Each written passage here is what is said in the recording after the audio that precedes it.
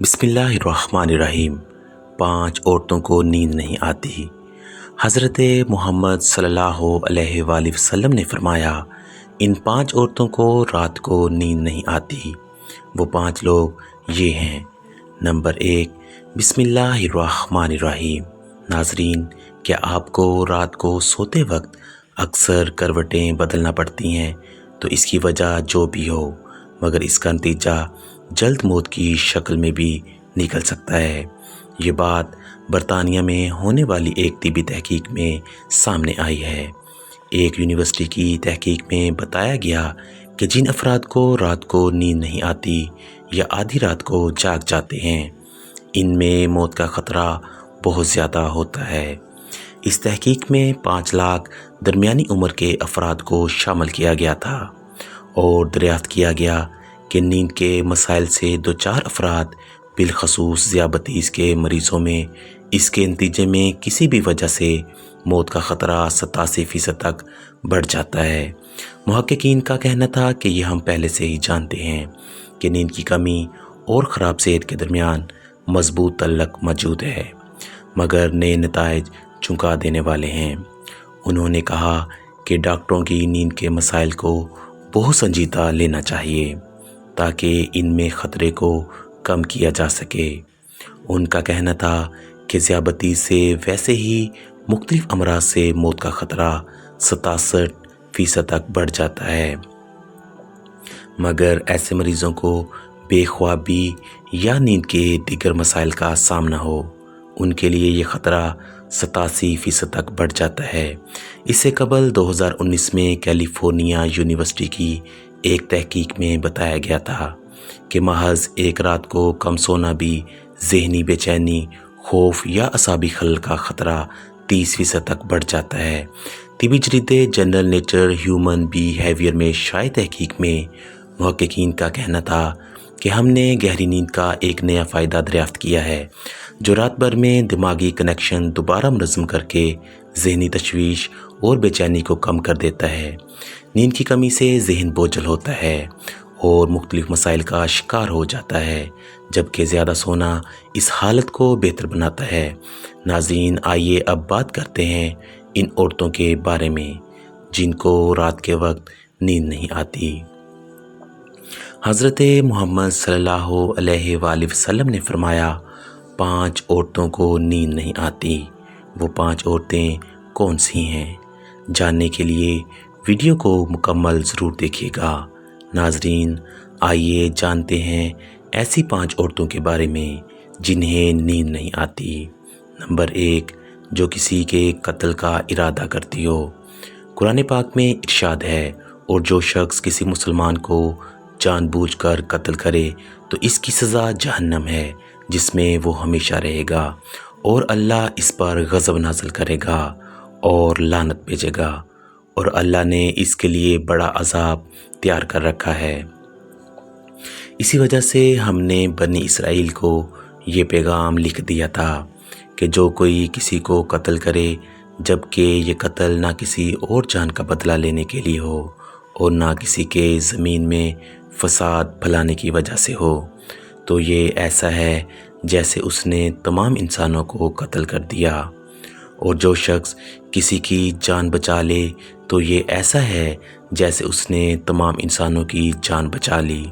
مطلب یہ ہے کہ ایک شخص کے خلاف قتل کا یہ جرم پوری انسانیت کے خلاف جرم ہے، کیونکہ کوئی شخص قتل ناحق کا ارتکاب اسی وقت کرتا ہے جب اس کے دل سے انسان کی حرمت کا احساس مٹ جائے۔ ایسی صورت میں اگر اس کے مفاد یا سرشش کا تقاضا ہوگا تو وہ کسی اور کو بھی قتل کرنے سے دریغ نہیں کرے گا، اور اس طرح پوری انسانیت اس کی مجرمانہ ذہنیت کی زد میں رہے گی۔ نیز جب اس ذہنیت کا چلن عام ہو جائے تو تمام انسان غیر محفوظ ہو جاتے ہیں۔ لہٰذا قتل ناحق کا ارتکاب چاہے کسی کے خلاف کیا گیا ہو اور چاہے وہ مرد ہو یا عورت، تمام انسانوں کو یہ سمجھنا چاہیے کہ یہ جرم ہم سب کے خلاف کیا گیا ہے۔ نمبر 2، جس کے پاس مال و دولت ہو اور اسے کسی پر بھروسہ نہ ہو۔ ناظرین، اکثر عورتوں میں یہ بخیل پن پایا جاتا ہے کہ وہ یا تو ہر کسی پر بھروسہ کر لیتی ہیں اور بے وقوف بن جاتی ہیں، لیکن جب اسے کسی پر بھروسہ کرنا پڑ بھی جائے تو وہاں بھی اپنی بے وقوفی دکھاتے ہوئے ناسمجھی کا مظاہرہ کر جاتی ہیں، جو کہ بہت نقصان پہنچا جاتا ہے۔ ناظرین، مرد ہو یا عورت، تاریخ کے ہر دور میں ایک سے بڑھ کر ایک دولت مند کرہ ارض پر نمودار ہوا اور گردش ماہو سال کے بعد مٹی کا ڈھیر بن گیا۔ اس کے باوجود حضرت انسان سمجھنے کے لیے تیار ہی نہیں۔ دولت کے انبار پانے کے لیے پیغمبر اور اولیاء ہی استقامت پر کھڑے نظر آئے، ورنہ زیادہ تر دولت نے انسان کا دماغ خراب کیا اور انسان غرور کا شکار ہوا۔ اور پھر یہی وہ مقام ہے جہاں پر اس کائنات کا اکلوتا وارث خالق کائنات حرکت میں آتا ہے، اور پھر وہ دراز رسی کو کھینچ کر انسان کو نشان عبرت بنا دیتا ہے۔ اس کی سب سے عبرت انگیز مثال قارون کی ہے، جس کے خزانوں کی شہرت ضرب المثل بن چکی ہے۔ نمبر 3، وہ جس نے لوگوں سے بہت سی جھوٹی باتیں کہی ہوں اور لوگوں پر جھوٹے الزام لگائے ہوں۔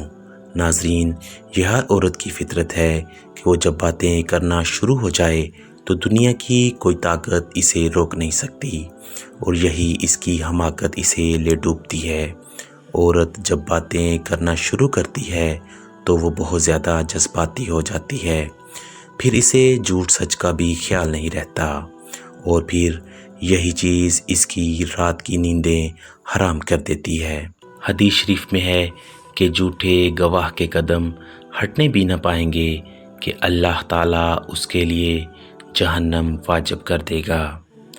جس نے کسی مسلمان کو ذلیل کرنے کی غرض سے اس پر الزام عائد کیا تو اللہ تعالیٰ جہنم کے پل پر اسے روک لے گا، یہاں تک کہ اپنے کہنے کے مطابق عذاب پا لے۔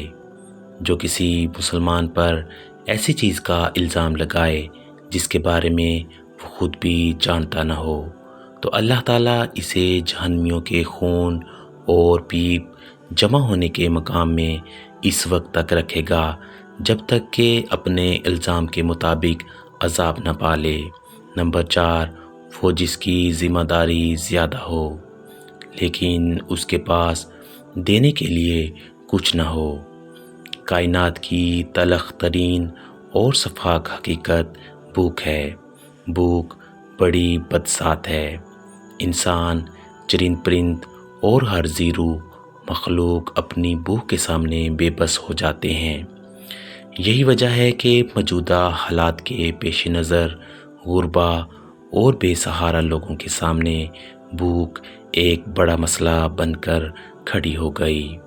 بحیثیت مسلمان ہمارے اوپر یہ فرض ہے کہ ہم اپنے ارد گرد رہنے والے غربا اور مساکین کی مدد کریں، جو اللہ تعالیٰ کے ہاں سب سے زیادہ پسندیدہ عمل ہے۔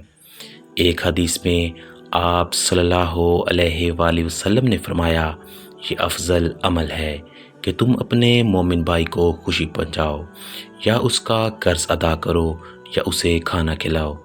صاحب استطاعت پر واجب ہے کہ وہ مستحقین کی مقدور پر مدد کریں۔ نمبر 5، وہ جو کسی کے عشق میں مبتلا ہو اور جدائی سے ڈرتا ہو۔ کسی اپنے کی جدائی کبھی بھی آسان نہیں ہوتی۔ اس جدائی کا احساس آپ کی دنیا کو برباد کر سکتا ہے اور ڈپریشن کو بڑھا سکتا ہے، وجہ چاہے کچھ بھی ہو۔ کچھ لوگ محبت کرنے والوں کی جدائی کو جلد ہی قبول کر لیتے ہیں اور آگے بڑھتے ہیں، لیکن کچھ کو ڈپریشن کا سامنا کرنا پڑ سکتا ہے۔ اللہ پاک ہم سب کی پریشانیوں کو دور فرمائے، ہمیں پرسکون صحت مند زندگی عطا فرمائے اور ہمیں ہر جان لیوا بیماری سے محفوظ رکھے، آمین۔ ناظرین، کمنٹ باکس میں اللہ تعالیٰ کے 99 ناموں میں سے ایک نام ضرور ٹائپ کریں۔